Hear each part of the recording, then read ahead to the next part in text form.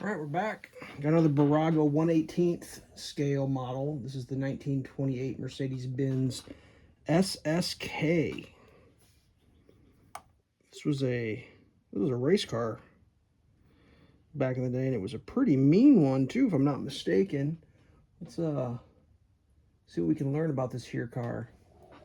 The SSK stand for Super Sport Kurz, also known as Super Sport Short, I believe, because it was a shortened wheelbase to allow for better turning, if I'm not mistaken.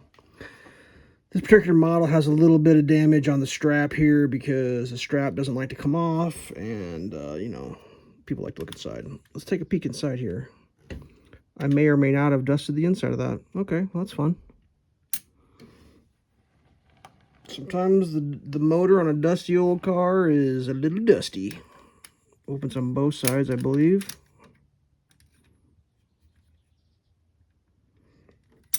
If you will. All right, what do we got here?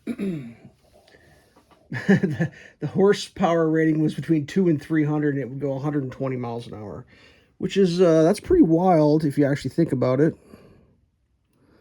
I mean, this is a 19. Let's slip this back in here. This is in 1928. I mean, automobiles had not been around for a whole lot of time in 1928. So, you know, you went from horses, and then not too much longer after that, you know, you're going 120 miles an hour. That is absolutely wild. 7.1 liter supercharged inline-six.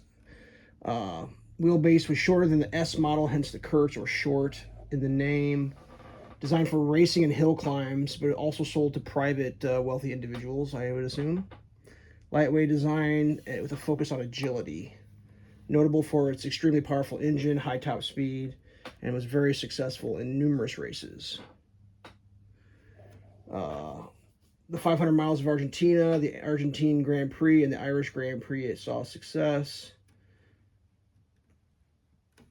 It was part of the Mercedes-Benz White Elephants racing team, known for their powerful supercharged engines. All right, let's raise the camera up a little bit and get a downshot of this thing. The interior is pretty neat. Nice steering wheel, obviously, like other Bburagos. It's got the turn the wheels and the wheel turns. This particular steering wheel actually has an embossed emblem that I believe is, well, oddly enough, it looks absolutely 100% upside down. Now, maybe I'm just wrong. Does Mercedes put the steering wheel emblem with the one line down and the emblem up front with the one line up? Whatever. I mean, yeah, this looks like it was installed wrong, because, like, I think these would go down, which would be still upside down, or they would go up. Maybe they go up, like, closer like that. Oh. Anyways, pretty standard for Bburago to have something absolutely not how it's supposed to be. Not a lot of decals on this one, except for, you know, got the license plate, standard. It is, in fact, installed crooked and offset. Would expect absolutely nothing less from the Bburago folks. Got some Continentals on this one, 30 by 5s. Pretty sweet. What else we got here? This was the most highly regarded sports car of its era. Only 31 of them were built. If you found one of these in a garage, yeah, you could go ahead and retire. They're worth quite a few millions of dollars. That's extraordinarily rare. Let's look at the bottom. Mercedes-Benz SSK 1928, Bburago badge, scale 1/18th, made in Italy. Let me zoom this out just a little tiny bit. So we got a big old oil pan down there. We got an exhaust shooting out the back. Little drivetrain, little boot action back here. I don't think there's any access to the boot, unfortunately. Just got that double stack of tires, which they are independent tires, and they do wiggle around. I'm not exactly sure where the gas fill went. It's possibly still around. I will keep my eyes peeled for a little piece of chrome that may or may not be located in another location. What else do we got here? I had another page opened up where we could just go over a few things. They made them from 1928 to 1932. It was the last car designed for Mercedes-Benz by Ferdinand Porsche before he founded his own company. In case you didn't know that about Porsche, he was like, I'll just make my own stuff. Thanks for the job, I guess. It was 19 inches shorter than the Model S, made it lighter and more agile for racing. That was like a big deal. Let's see what else we got here. We already talked about the wins in Argentina. It won the 1928 Ulster Tourist Trophy race at the Arids Road Circuit, the 1930 Irish Grand Prix, I think I mentioned that, and the German Grand Prix in 1931.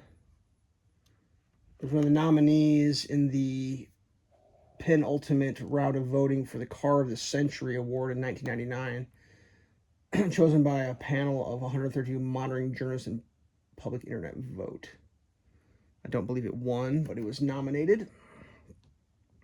Pretty cool. I mean, got to keep everything relative when you look at cars like this from this era. I mean, we look, oh, it's just an old-timey car, but it's like, yeah, but like, this was one of the old-timey cars, and without this car, there would be not what you know about today. So it's like, definitely has an important piece in the history of automotive manufacturing. It's just wild to think about, like, open cockpit, just ripping. That's good times. It's a cool car. Not one of my favorite in the collection, but it's still neat. I guess I'm more biased to modern stuff, so that's just me. But it's still a cool little car. Good colors on this one. It's a nice choice. I think some of this is like maybe fancy add-on, because I think some of the original racer ones only had over-the-wheel flaps or fenders. They had different body types. So some of them had bigger flares, and this one has a full connector. So I don't know that much about them. I just, you know, got access to the internet like everybody else. So there you go. Pretty sweet. Stay safe.